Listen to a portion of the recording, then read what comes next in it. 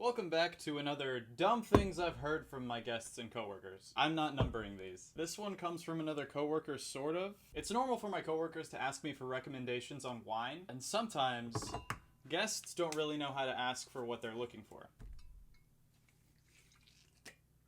So my servers have to ask me for some really odd recommendations sometimes. Recently, I had a server ask for a sweet, dry red wine. Sweet and dry for a lot of people sound like polar opposites. In reality, there's a whole spectrum, and sweet and dry should theoretically be on either end. But when guests don't know how exactly to describe their wine, sweet and dry tend to be used as really vague terms. Sweet can mean sweet like candy, sweet like fruit, or sweet like pastries and dessert.